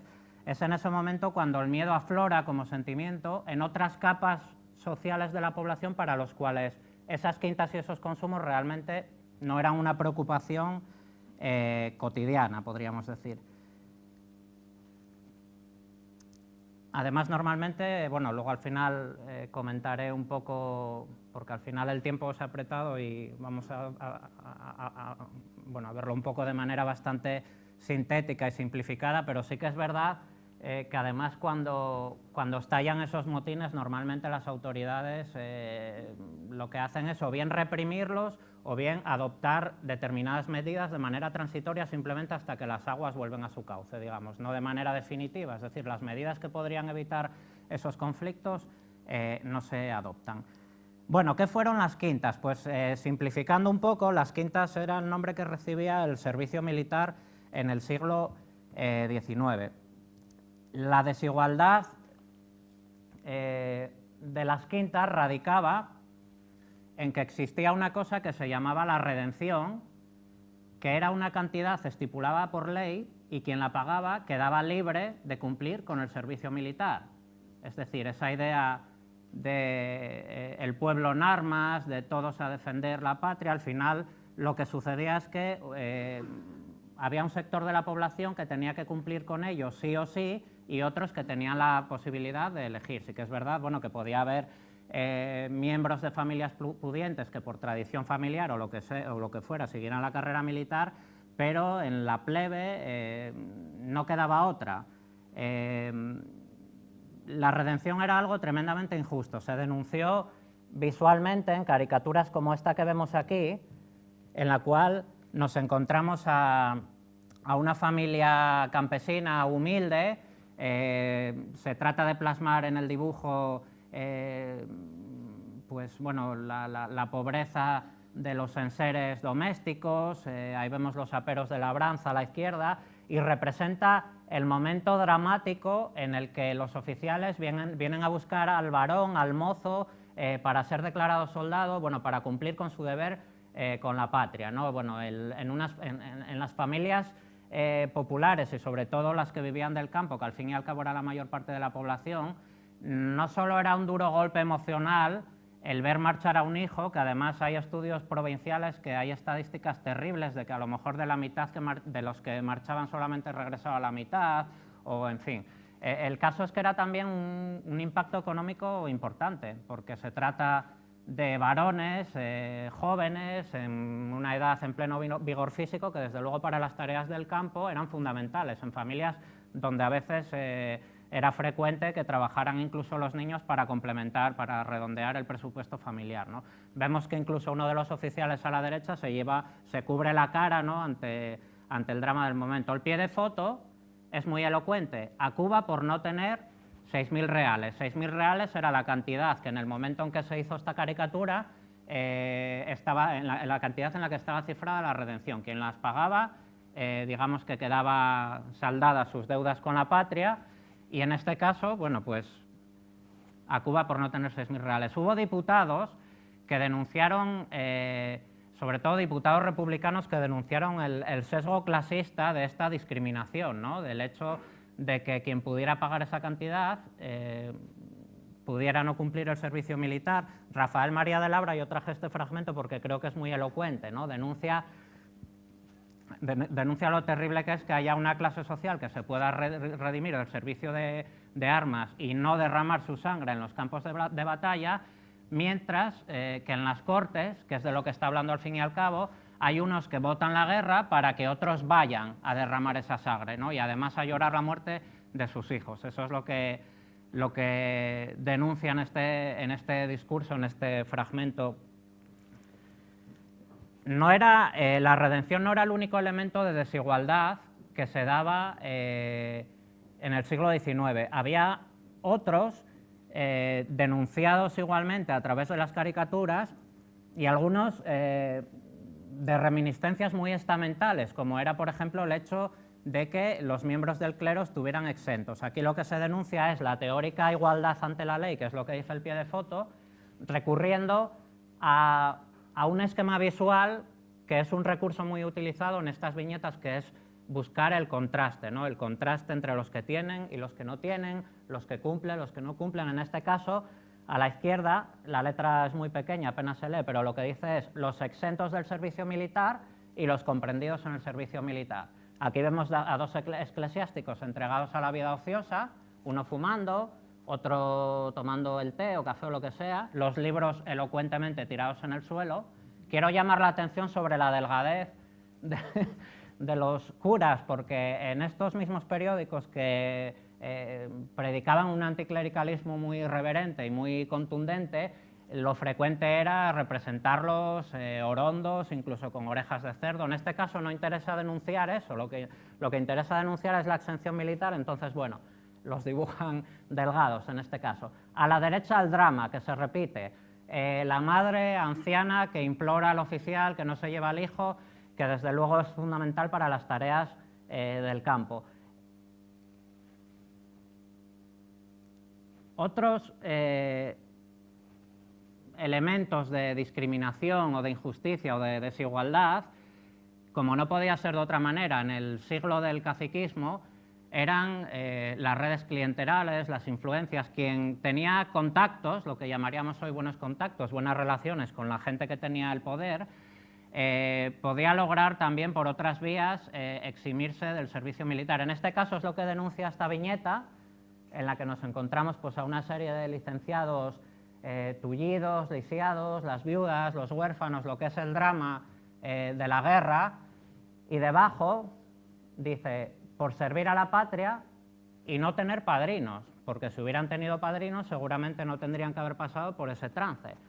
En pueblos pequeños y rurales, y también en ciudades, un cacique, un personaje poderoso, podía hacer desaparecer un expediente de quintas, podía falsificarlo, o podía, por ejemplo, proporcionarte un informe médico que te eximiera del servicio militar. Entonces, esto lo conseguía quienes tenían padrinos, que no es el caso de los que aparecen representados en esta viñeta. Las quintas, antes de empezar a hablar de los consumos, tuvieron unas secuelas y unas implicaciones sociales terribles. Esto incluso historiadores de lo militar, que además son militares de carrera, es decir, que no tienen en principio ningún interés en cargar contra el ejército como institución, sí que destacan cómo este mecanismo de que existiera la redención y de que al final pues, los que fueran a cumplir con el servicio militar procedieran de las clases más bajas de la sociedad, al final lo que hacía era consolidar un trato despótico de los oficiales hacia la tropa y que al final se multiplicaban las vejaciones casi desde el minuto uno. Yo, por ejemplo, esto que lo investigué sobre todo en Asturias, porque al final pues es a través de los estudios locales y regionales como llegamos a familiarizarnos un poco con estas realidades, a profundizar. Yo me encontré un ejemplo muy impactante que tenía lugar en el Parque de San Francisco, que era el más importante de Oviedo, era donde los mozos recibían su primera instrucción militar, y resulta que había hijos de la burguesía, lo que hoy llamaríamos niños bien, que se divertían, se pasaban las tardes apostados enfrente del sitio donde estos jóvenes mozos recibían instrucción y se dedicaban a burlarse de ellos.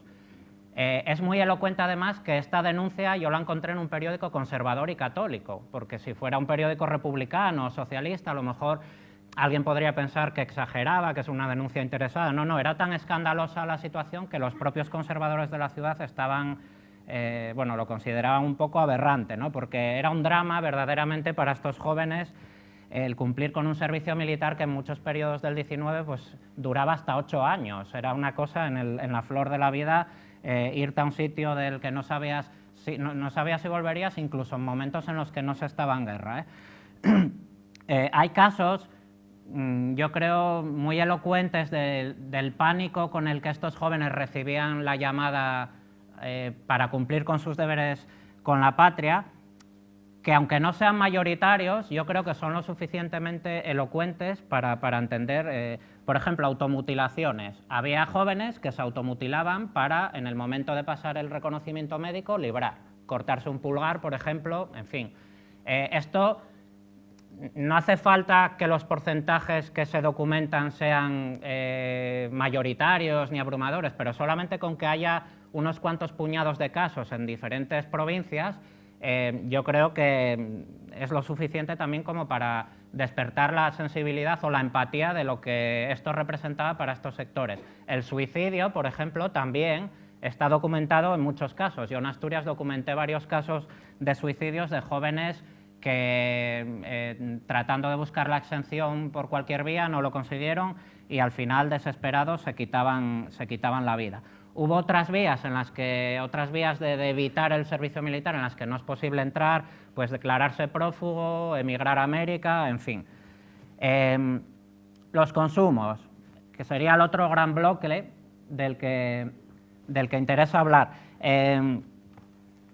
Empiezo como con las quintas. ¿En qué radicaba la desigualdad de los consumos? Bueno, al final vamos a encontrar, luego seguramente aflorarán en la tertulia, vamos a encontrar muchos paralelismos entre situaciones actuales y situaciones del pasado, que además, como decía Pablo, no implican que haya que extrapolar, ni simplemente se trata de repensar la actualidad históricamente, ¿no? O sea, al final yo creo que se va a entender bien de lo que hablo. Los consumos eran impuestos indirectos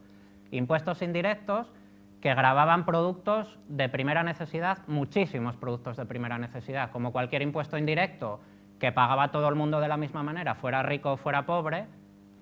La desigualdad es evidente, ¿no? No hay que explicarla. Y gravaba una cantidad de artículos. Yo traje una captura de un momento concreto en una ciudad en concreto, pero en distintos momentos se añadían otros productos o se quitaba alguno, pero fijaos que al final lo que hacían estos impuestos era encarecer el precio de productos que eran básicos para las clases populares. No tenéis más que echar un ojo a la lista, yo no sé si se lee: carnes de todo tipo, vacunas, ovinas, porcinas, frescas o en embutido, líquidos, aceites, vinagres, todos los alcoholes, cerveza, vino, chacolí, sidra, granos, legumbres, por ejemplo garbanzos y tal, y sobre todo cereales, que desde luego, como todos sabemos, pues el pan era el alimento fundamental. Estos no estaban en ningún caso exentos de este impuesto, al contrario, es un artículo de consumo omnipresente. Granos además de todo tipo, no es que hubiera, yo qué sé, que el trigo fuera más caro que otro tipo de cereales más populares o de consumo más popular, no. Trigo, cebada, centeno, maíz, mijo, panizo y todas las harinas. Pescados, lo mismo que las carnes, de todo tipo, de río, de mar, en escabeche, en conservas. También el jabón y el carbón. Al final los consumos eran unos impuestos que recaían en lo que en la época se llamaban productos de comer, beber y arder. Algo tan fundamental para calentarse como era el carbón o para cocinar, también estaba gravado con este impuesto. La sal, también importante para conservar los alimentos. El jabón que decía antes, incluso la nieve no aparece en esta lista, pero la nieve que se usaba en el siglo XIX para enfriar, la nieve cuando entraba en las ciudades, ahora voy a explicar un poco brevemente cómo funcionaba el cobro de este impuesto, también tributaba. Bueno, conservas de todo tipo, de hortalizas, verduras, etcétera, etcétera. Azúcar, cacao, son artículos que no salen aquí. La cera, la stearina, que era una sustancia que se utilizaba para hacer velas, para iluminar. Bueno, la nómina de productos es, o sea, terminaríamos antes tratando de pensar qué productos no estaban incluidos en la lista, ¿no? Pero bueno, a finales del siglo XIX se creó una institución de vida muy breve que se llamó la Comisión de Reformas Sociales y se hicieron unas encuestas en los años 80 del 19 y rara es la provincia en la que no se achaque el alto precio de los artículos de consumo, de los artículos básicos, al impuesto de consumos. Es decir, o sea, no es que encareciera un poco, sino que sumado a lo que encarecía todos estos artículos, al final era un mordisco al presupuesto de las clases populares terrible. Pero en cualquier caso los consumos eran un pilar más de un sistema tributario que resultaba asfixiante incluso para sectores que sería discutible considerar dentro de la plebe o determinados comerciantes, en fin, o sea, esta caricatura representa muy bien una metáfora, es muy actual también en este caso, donde vemos una serie de cabezas que representan al pueblo y un hombre que gira la prensa para exprimirlo hasta no dar más, están escupiendo monedas por la boca, que igual no se aprecia bien, y bueno, es una denuncia de la presión fiscal en estos años, ¿no? No alude exclusivamente a los consumos, pero en cualquier caso se refiere a la misma realidad. Bueno, algunas implicaciones o secuelas de los consumos. Bueno, en las entradas de las ciudades había unas casetas que se llamaban fielatos, en los cuales quienes venían del campo con productos tenían que enseñarlos y pagar lo que correspondiera en impuestos. Te daban el certificado, te expedían un certificado que acreditaba que tú habías pagado y lógicamente eso luego se repercutía en el precio dentro de la ciudad. Los fielatos, raro era el día en el que no hubiera algún follón. O sea, los fielatos, la gente que venía discutiendo que si era mucho, que si este artículo tenía que pagar por él o no, que si ya había pagado en otro lado, que si no le correspondía pagar.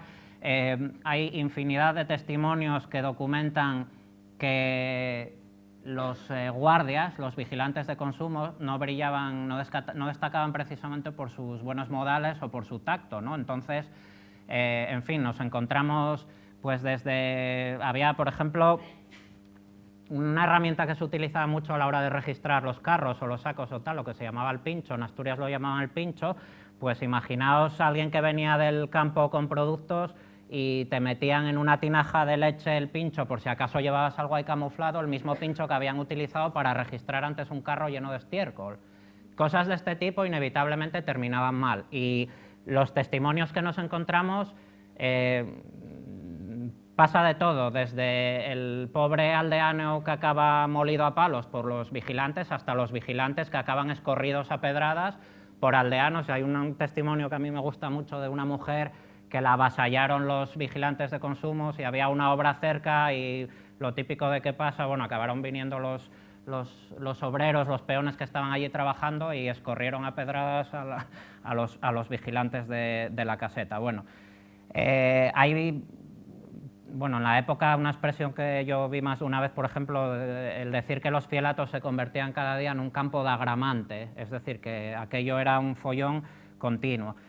Pero hay una realidad más interesante o con unas connotaciones más profundas como secuela de estos impuestos, que es el contrabando. El matute, que es como se llamaba en la época a esta práctica, es decir, pasar de matute determinados productos, en una práctica en la que además las mujeres tuvieron un papel muy importante. Yo estoy haciendo un artículo sobre esto porque me parece muy interesante cómo además, y esto sería interesante también enlazarlo con lo que decía Pablo del lenguaje, ¿no? de cómo quienes quieren o pretenden criminalizar determinadas cosas utilizan determinados lenguajes cuando realmente era un modo más de supervivencia, ¿no? Para mucha gente, no solo el practicar el contrabando, sino tratar de surtirse de productos de contrabando que resultaban más baratos. Esta viñeta refleja uno de esos momentos. Bueno, lo que veis arriba son las latas de petróleo, que es otro de los elementos que estaba sujeto al impuesto de consumos, que alcanzaba unos precios que al final es una metáfora, ¿no? De los precios del petróleo, están por las nubes, era un elemento fundamental para la iluminación, ¿no? En el siglo XIX.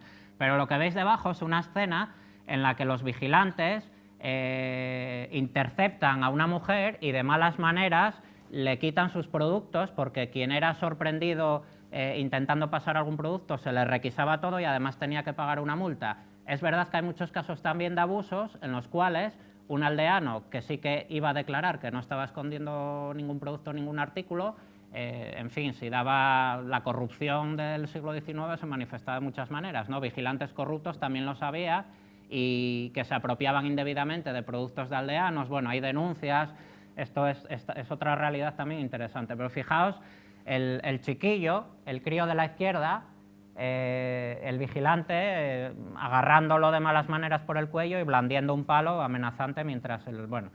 Esta es una escena muy cotidiana, podríamos decir, de la época, que en este caso pues, es denunciada con una caricatura que seguramente tenía más impacto en las clases populares que veían estos periódicos que cualquier texto, ¿no? Que cualquier artículo o editorial de un periódico. La cuestión de los consumos se habla de ella como si fuera algo habitual, ¿no? Cotidiano.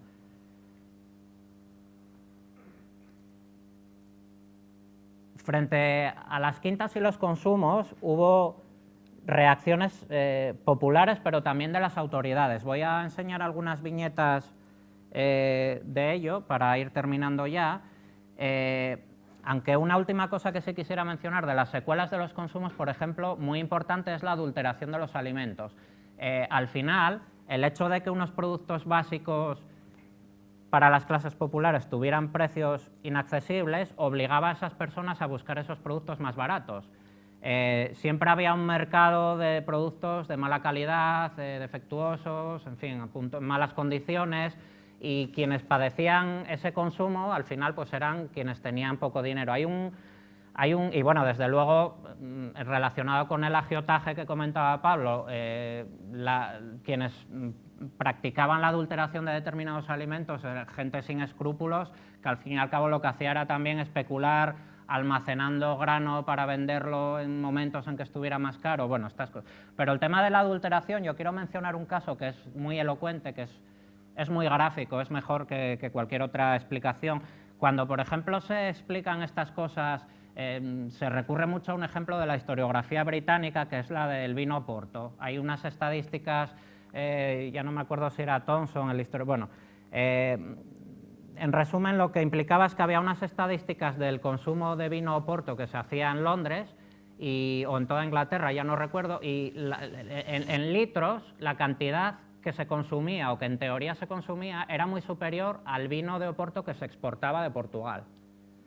Esto se explica por la adulteración. 1000 tipos de alcoholes, vinos de peor calidad, tintes, se mezclaban con otro tipo de líquidos para adulterarlos y obtener más beneficio, y al final quienes padecían en su salud estas prácticas eran las clases populares. Bueno, normalmente cuando se explica esto en historia recurrimos a ejemplos de la historiografía británica porque hay libros muy clásicos, la formación de la clase obrera en Inglaterra, en fin. Pero la verdad es que cuando uno investiga esto a escala local nos encontramos con ejemplos en España tan elocuentes como estos británicos. Yo voy a comentar uno rápidamente. Una mujer que en el mercado en Gijón compró 1 kilo de harina, cuando llegó a casa y abrió aquello tenía un aspecto que fue a denunciarlo a la Junta Municipal de Sanidad. Hay un informe, esto es documentación oficial, por lo cual también tiene un valor que no es que se denuncie en un periódico y pueda ser verdad o mentira, sino que está el informe de la Junta Municipal de Sanidad que lo que hizo fue pasar esa harina por el tamiz, ese kilo de harina, y al final lo que era polvo fino que se pudiera considerar harina, aunque tenía un color que se parecía poco a la harina, solo pasaron 265 gramos de 1 kilo, es decir, una cuarta parte. Pues hablan de objetos extraños que se aprecian a primera vista, filamentos, en fin, o sea, basura que le vendían a las clases que no podían comprarse otra cosa y que, en fin, las propias autoridades municipales no adoptaban las medidas lo suficientemente duras como para evitar este tipo de prácticas. Eso era un efecto de los consumos. Al final, el encarecimiento de determinados productos de primera necesidad, de productos básicos, el tener que buscar otros más baratos, al final pues acababa conduciendo a estas situaciones. Bueno, reacciones del pueblo. Bueno, el motín es un poco el estallido emblemático del siglo XIX, ¿no? La plebe, la masa, tomando las calles, asaltando comercios, quemando esas casetas, esos fielatos odiosos que simbolizan, bueno. Esto es una de las escenas que en realidad hay que entender en su contexto. Y me explico con esto. Desde luego las crónicas de no solo de la prensa conservadora, sino también, bueno, de muchos periódicos, de los grandes grupos políticos del momento, se utilizan muchas de las palabras que os comentaba antes Pablo, de manera despectiva. La turba, se venían utilizando ya desde el siglo XVIII. Yo recuerdo pues los libros de Georges Roudet, que que investigó estas cosas en Francia, te encuentras que se utilizan los mismos términos, las turbas, incluso la hez, que ya es como lo más bajo de la sociedad, la hez. Bueno, lo que no se explica a veces es que las protestas contra las quintas y los consumos se iniciaron de manera pacífica, al principio. Lógicamente cuando la legislación lo permitió, que fue en el momento este del que hablaba Pablo, cuando se aprobó esa Constitución del año 69, la Revolución Gloriosa, se destronó la reina Isabel II, se abre un periodo que constitucionalmente no tenía precedentes y que realmente no volvería a tener paralelismos, podríamos decir, hasta la Segunda República. Es decir, es el momento, desde luego sin idealizarlo en absoluto, pero es el momento en el que se ensanchan las libertades, las garantías, se multiplica el número de periódicos, de manifestaciones en las calles, las gentes se apropian del espacio público, que era un espacio que tradicionalmente correspondía casi a la Iglesia, nada más, ¿no? Tenía también un componente de secularización, esto de... Bueno, estas manifestaciones del sexenio, con un ritual muy preciso, una puesta en escena muy calculada, los estandartes, las banderas, abajo las quintas, viva la República Federal, porque la República se identificaba con la redención en todos estos ámbitos, se suponía que la República iba a terminar con las quintas y los consumos. Bueno, la música, fundamental, el himno de Riego, la marsellesa, bueno, eran manifestaciones para las que se pedía permiso, había un recorrido previamente fijado, terminaban normalmente con unos discursos en el ayuntamiento y en general pues transcurrían en orden, como refleja esta imagen. Vemos aquí otra, por ejemplo, abajo la capitación, que bueno, esto es un impuesto que sustituyó a los consumos durante breve tiempo, durante la República, pero que también fue impopular, tampoco generó satisfacción alguna. Bueno, concentraciones, manifestaciones. El problema es que algunas de estas manifestaciones terminaron mal y no precisamente porque fueran violentas. Aquí vemos una viñeta que denuncia, el pie de foto dice el orden conservador, pero la verdad es que esta escena se dio gobernando conservadores lo mismo que liberales, pero fijaos la fisonomía, porque en estas manifestaciones y en estos motines las mujeres tenían un protagonismo fundamental. Aquí vemos muchas mujeres, vemos niños, algunas con los críos, con los bebés en brazos, vemos ancianos, varones adultos normales y bueno, los guardias civiles cargan indiscriminadamente. Tengo que decir que en Asturias hubo un caso concreto que siguió estas pautas. En Pola de Siero hubo una manifestación pacífica que en un momento dado se desmadró por la intervención de un juez, que a veces las autoridades, en fin, hay que tener un poco de tacto también para gestionar determinadas situaciones. Le intentó arrebatar una bandera a uno, un estandarte, se hizo la bola y hubo hasta tiros, bueno, hubo un par de muertos, creo recordar. Bueno, fijaos, otra estampa de un motín, donde de nuevo vemos que predomina el elemento femenino como sujeto histórico protagonista de estas escenas. Ya voy a terminar porque yo creo que es interesante ahora que podemos comentar. Y bueno, aquí otra, lo mismo, ¿no? En este caso era un político de la época el que aparece en primer plano, como contestándole a esas mujeres.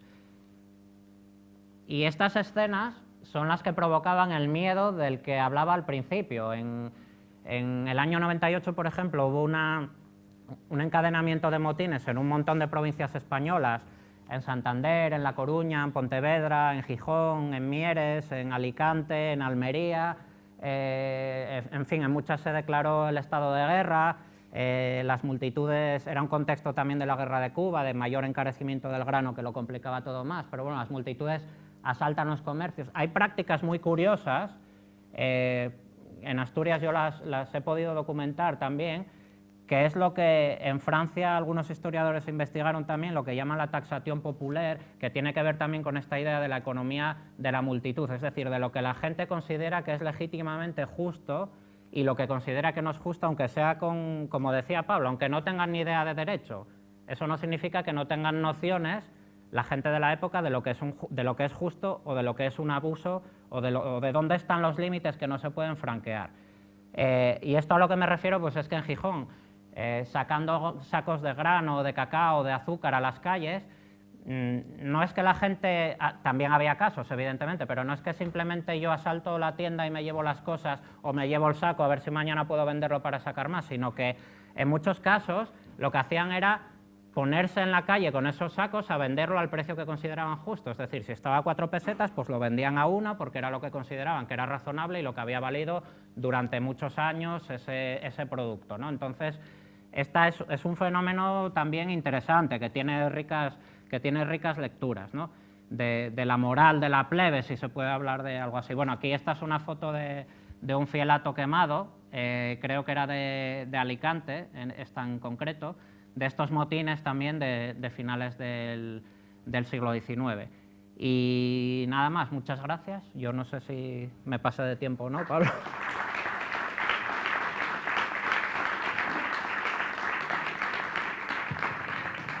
Bueno, aquí la represión, ¿a quién le suelto primero al perro? Esta es la imagen de cómo denuncian, en este caso, Cánovas del Castillo, con varias escenas de lugares en los que había motines, y en lugar de adoptar medidas como lo que decía al principio de medidas transitorias pasó en Gijón porque se adoptaron medidas como poner un precio tope del pan, pero esto se hace hasta que las aguas vuelvan a su cauce.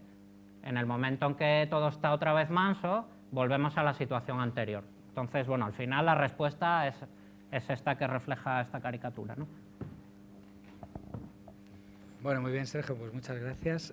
¿Se escucha este micro? ¿Se oye bien? ¿Sí? Pues ahora es vuestro turno. Palabras, comentarios, opiniones. Somos plebe. ¿Y qué es lo que tenemos que hacer si nos llaman tal? Somos pueblo y ¿qué nos corresponde? Sistema que ya define una constitución. Ese, en concreto, de 1868, se hizo con prácticamente ninguna víctima mortal. De manera que lo que tenemos es más bien un prejuicio, una herencia, que es la de considerar que estas cosas son muy costosas en términos de víctimas. No necesariamente. Ni el motín de Esquilache lo fue, porque no lo fue. De hecho, una cosa muy curiosa del motín es que no dio lugar apenas a represión tampoco. El régimen del absolutismo de Carlos III no sabía muy bien cómo tratar a esos que no tenían líder, porque al no tener cabeza no había nadie contra quien ir. En cambio, los del 68, de un siglo después, lo que sucedió es que triunfaron con muy poco esfuerzo. Entonces, más bien, la pregunta es las condiciones bajo las cuales la acción colectiva ciudadana es exitosa con poco coste. Y eso, bueno, no es fácil siempre de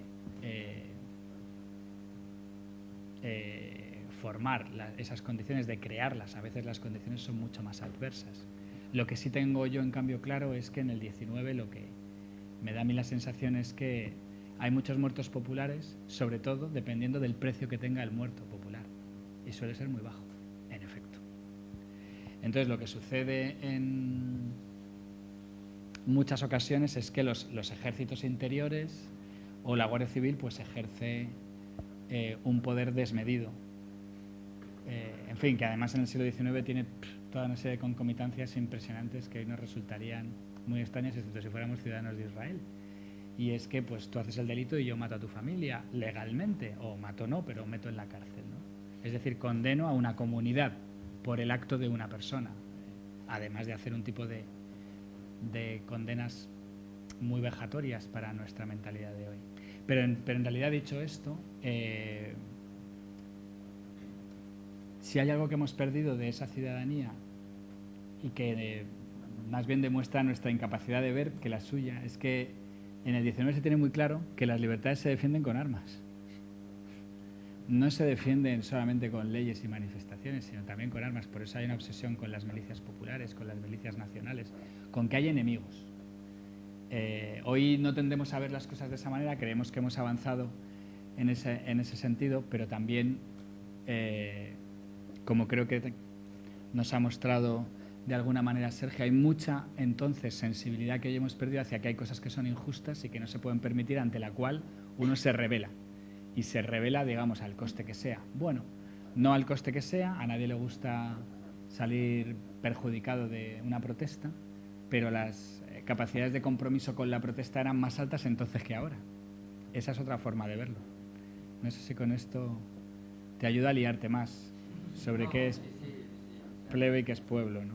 La base es que yo antes me marchaba a una manifestación y ahora, no quiero que me los den. Claro. No quiero, que no quiero. Bueno, es que todos tenemos derecho a cambiar esa forma de ver, a vivir una biografía política y tener un periodo anterior en la vida en la que hemos visto todo de una manera y más tarde no hemos de otra.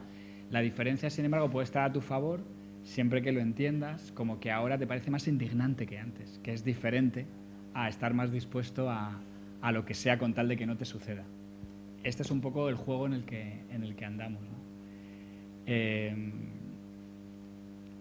Sergio, no sé si tú quieres decir algo o damos otra palabra. De todas maneras, sobre villanía,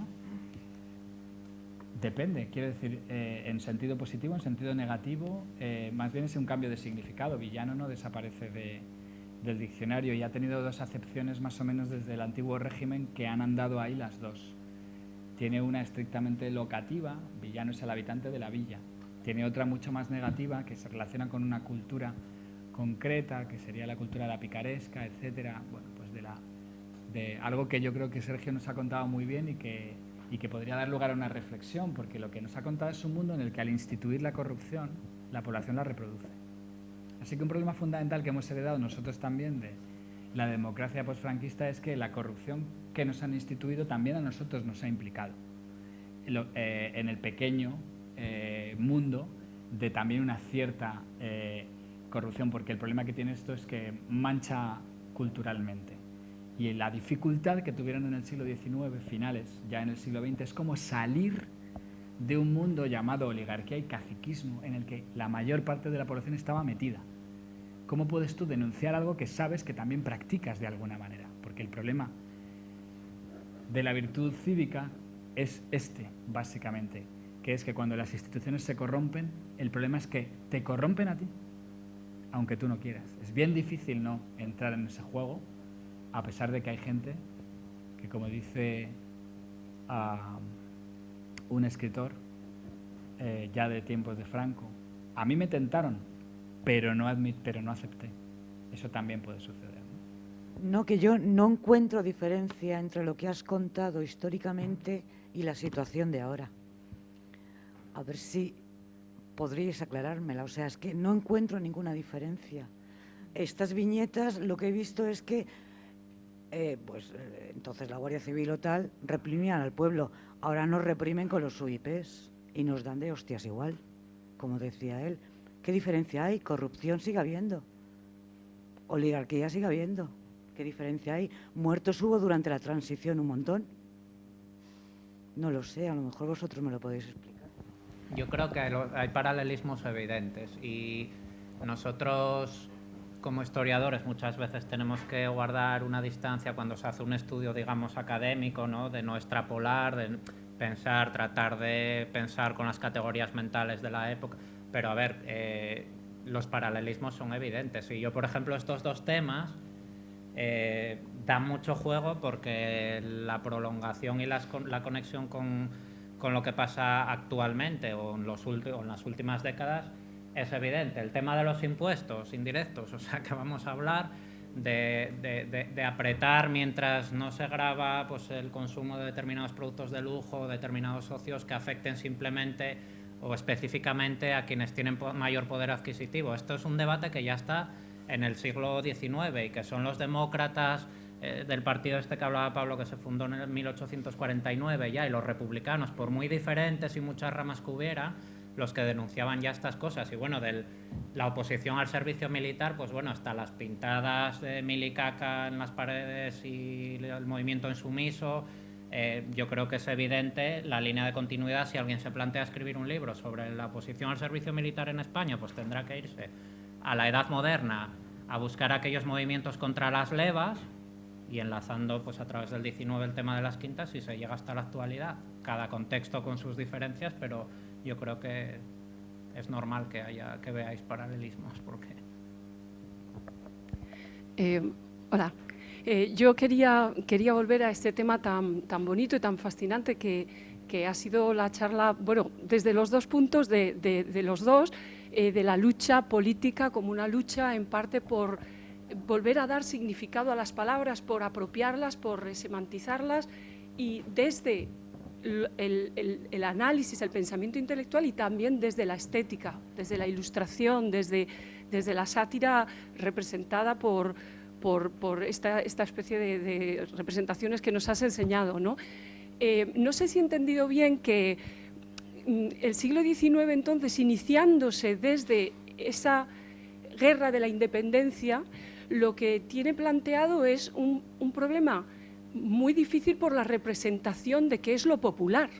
Es decir, la lucha por lo popular no es una cosa diagonal, es central, puesto que esa representación del pueblo como amotinado, es decir, el pueblo, comillas, lo que sea, la masa, la plebe, puede tener una representación tanto como amotinada, que es tremendamente peligrosa, como por, entre comillas también, excluidos sociales, gente que no se registra, que no paga los consumos, que es alcohólica, que no tiene capital humano, que está enferma, ¿no? Esa doble representación de la plebe es en ambos sentidos muy antisistema, es muy antisistema.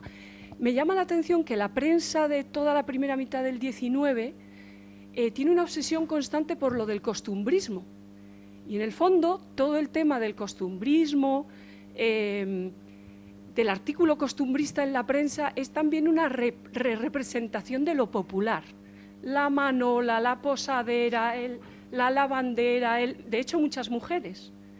Y no sé, al oíros ahora y ver eso un poco más en ese contexto, veo que quizá es una representación más conservadora todavía de lo que uno se piensa, puesto que en un contexto de lucha por lo popular, la representación costumbrista de esa prensa liberal es todavía más rizar el rizo de lo que uno se podría pensar, además una prensa que se llenó de representaciones ilustradas, de los chulos, las chulapas, no sé qué, tremendamente castiza, tremendamente monárquica.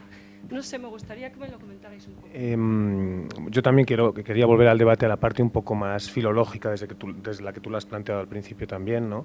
Muchas veces cuando nos planteamos desde sectores que nos consideramos pues como que tenemos una clara vocación de transformación social y tal, el tema de la pelea por el lenguaje solemos hacerlo desde una óptica como muy planificada en el principio, cuáles son los objetivos políticos que queremos cambiar, y a partir de ahí vamos a subvertir el lenguaje de manera que así consigamos, en último término, cambiar las mentalidades.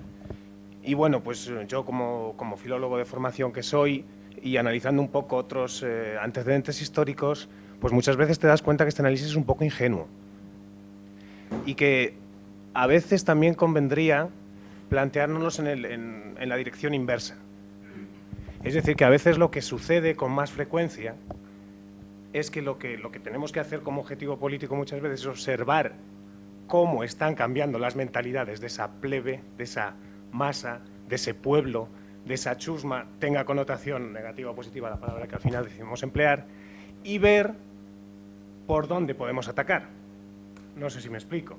Entonces, en esta charla yo también otra vez he visto el foco otra vez puesto ahí, ¿no? Cuando hablamos de la pelea por el lenguaje lo vemos desde ahí, que en el fondo es como una manera de verlo un tanto elitista, un tanto académica, y que además abre un debate también que es a veces polémico en el seno de los movimientos sociales, pues por ejemplo cuando hablamos de la transformación del lenguaje a través del lenguaje inclusivo y de tal, ¿no? Y yo siempre he hecho en falta un poquito más analizarlo desde esa otra óptica.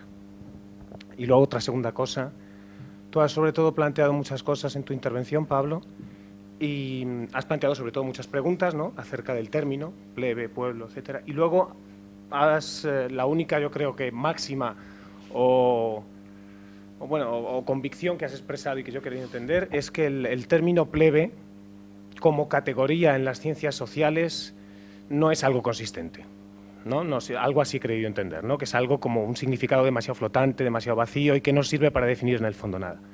Sin embargo, como motor conceptual de transformación social independientemente de cómo la acabamos al final definiendo, pero un cierto anhelo de comunidad, sin esa categoría conceptual, términos en los que se basarían toda la revolución en la que creemos pendiente ahora muchos, pues la democracia real, la creación de poder popular, sin ese concepto se desactivan, ¿no? Sin esa categoría conceptual. Bueno, yo solo quiero comentar una cosa que tiene que ver con el servicio militar, y es una anécdota, pero tiene que ver también con la corrupción, y es la historia del abuelo de Carlos Fabra y su bisabuelo, que ahora están en la cárcel. Cuando el primero fue presidente de la Diputación de Castellón a finales del 19, entonces cuando se hacían los sorteos del servicio militar tardaban unos días en llegar las listas de los excedentes de cupo, y el abuelo y el bisabuelo de Fabra las escondían unos días y entonces visitaban a las familias de los excedentes de cupo para decirles que ellos podían influir librándolos del servicio militar. Evidentemente pagaban por ello y luego sacaban la lista y habían acertado, ¿no? Bueno, pues eso también es parte de nuestra historia. Eso nos trae un problema para las ciencias sociales curioso que no hemos nunca tocado, y es que las ciencias sociales tratan magnitudes mensurables. Y todos, cuando hablamos de plebe, estamos pensando en alguien que normalmente es de clase baja, que no tiene cultura, etcétera, etcétera. Bueno, yo he intentado mostrar que en España se podía denominar a plebe precisamente a aquellos que tenían sobrada cultura y sobre todo medios. Esto creo que es algo que nosotros no tenemos hoy, así que ya veo que es una diferencia con el presente, que en realidad a mí me hace pensar que a veces en el pasado se han vivido situaciones en las que la gente ha tenido mejores recursos y mejores que los que tenemos ahora. De manera que podemos tener hasta pasados en los que, habiendo mucha represión, habiendo muchas desigualdades, habiendo muchas situaciones de corrupción, habiendo muchas cosas, bueno, igual que ahora, solo que cambiando los nombres, ya, pero hay cosas que no. Y por eso yo he intentado, si en algo he intentado, pero veo que a ti no te ha convencido, lo cual está muy bien, es no plantear que hay ninguna visión estratégica que poner aquí en juego. Cuando yo hablo de luchas por la apropiación no me refiero a que sean estratégicas. Quiero decir que tienen lugar cambios en el significado como resultado de conflictos políticos en los que el lenguaje está en juego también. Y nosotros hemos perdido muchísimo esa percepción y no ganado. En el 19 es muy habitual que cuando hay una revuelta política, un primer artículo que se escribe en la prensa sea ¿qué lío se está viendo con las palabras en este tiempo? Porque en un tiempo en el que los sujetos están mucho más pegados a su lenguaje que lo que estamos ahora, y los lenguajes connotan mucho más, es fácil entender que esta palabra ha cambiado de significado, antes no significaba esto, y la gente viva eso muy políticamente. Hoy casi nos hace hasta gracia. ¿Y qué? No pasa nada, ¿no? Lo único que pasa es que no te gusta que te insulten, pero nada más. Detrás de esto lo que hay es evidentemente una percepción y una representación de la plebe que es básicamente un tipo de sujetos que están fuera de la norma, y lo que hay que decir en cambio de el buen pueblo es que es un sujeto no político. Eso es el costumbrismo, básicamente representar a la gente por los hábitos y costumbres en los cuales no está incluida la política. Pero si para algo sirve el concepto de plebeyo hoy, claramente, bueno, pues así está utilizado por determinadas ciencias sociales. Muy útilmente en este caso es para definir a todo sujeto colectivo que llama finalmente por fin a la puerta de las instituciones de un sistema y pide entrada. Y esa es la fuerza de la plebe, pedir la entrada. Significa que hasta ese momento un montón de personas han asumido que han vivido un tiempo en el que estaban excluidas, y ya no. Y ese y ya no, bueno, es lo que yo intento decir, que el presente se puede parecer al pasado, pero a lo mejor hay diferencias muy notables. Fijaos una cosa muy curiosa, solamente una, y a lo mejor os dejo con ella. ¿Cómo es pensable y cómo es posible que en todas estas manifestaciones políticas de esta época, en las que todo lo más que se puede llegar a reclamar en ese contexto es el sufragio universal masculino, haya mujeres en todas las protestas, si ellas no pueden ganar nada, supuestamente? ¿Os imagináis vosotros hoy peleando por cosas en las que no os jugáis absolutamente nada, supuestamente? A lo mejor somos nosotros que hemos terminado percibiendo el mundo de manera muy estrecha y entendiendo que uno solo se mueve por el interés, por algo que me toca a mí, y si no, yo no me voy a mover. A lo mejor el 19 nos enseña que hay muchas condiciones bajo las cuales también nosotros hoy nos movemos por cosas que no tienen nuestros intereses en juego. Por ejemplo, algo que no nos toca en supuestamente en términos materiales, por ejemplo, la abolición de las corridas de toros, por ejemplo, la libertad de los palestinos en Israel. De manera que el problema es qué gafas nos ponemos cuando queremos analizar la política. Y ahí, por desgracia, las gafas no son intertemporales. Las gafas del 19 no son las nuestras. Entonces, es muy bueno siempre comenzar viendo que el pasado se parece al presente, mucho, porque hay analogías.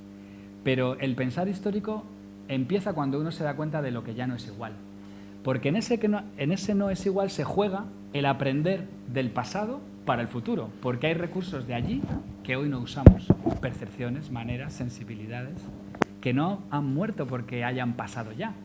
Lo que ha sucedido es que nos hemos vuelto miopes a ellas. Todavía pueden estar aquí, solo que no las vemos porque no les damos nombre.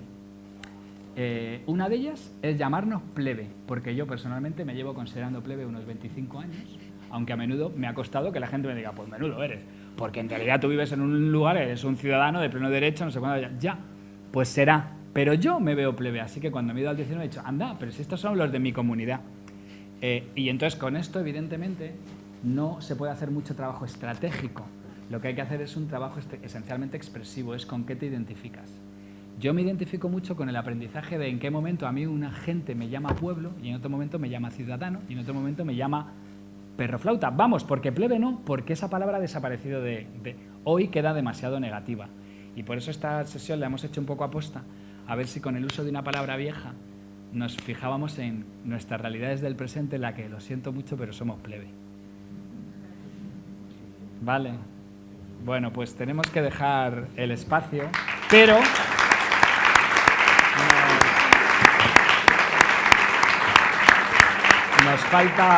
nos falta la parte material de la demagogia, en la que el protagonismo de la plebe funciona a favor de los demagogos que manipulan a las masas. Muchas gracias.